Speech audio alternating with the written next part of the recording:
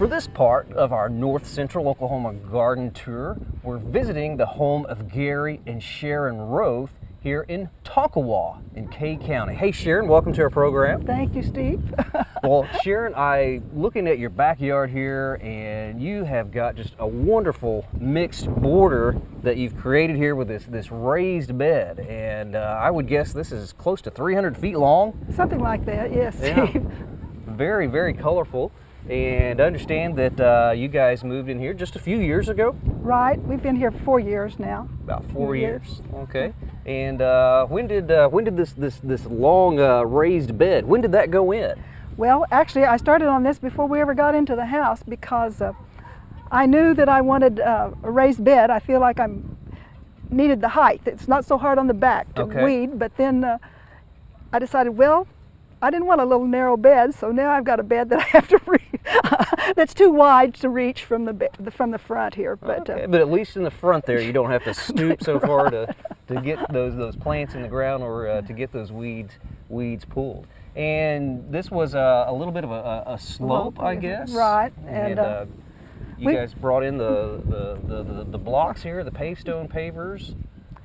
My husband and I, with the little help from some friends, put this all in a couple of weeks. A couple of weeks? You guys were busy. Goodness. Yes, we were. Okay, and several loads of soil as well. Right. It took several dump trucks full of sand and manure to backfill this. Okay.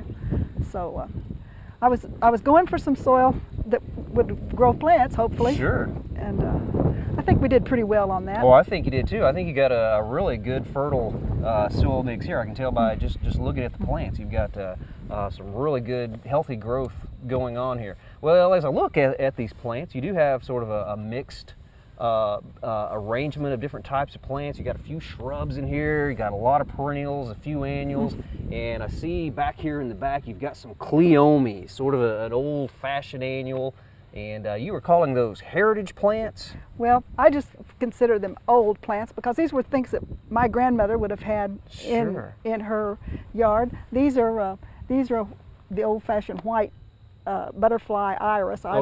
And this is a little purple iris, also a plant from at least the 20s or the 30s. Okay. And of course I only have the old-fashioned varieties of peonies, except for my Chinese tree peony, just simply because I haven't had any luck with these new special peonies. I keep trying. Sometimes the old things, the tried and true heirloom plants, are some of the tougher and better plants. I love the Liatris here.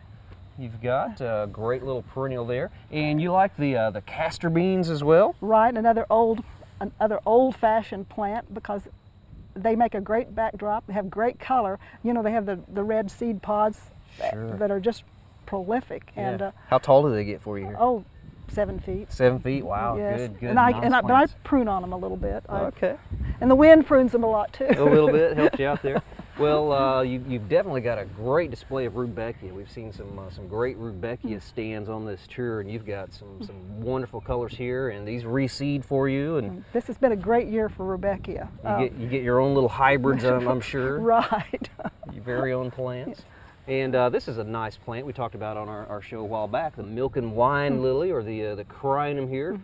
Very tough plant, and you brought this from another place? I've actually moved this one twice. Twice, okay. Once from Nichols Hills and to Tonkawa, and then from another house to this house. So, okay.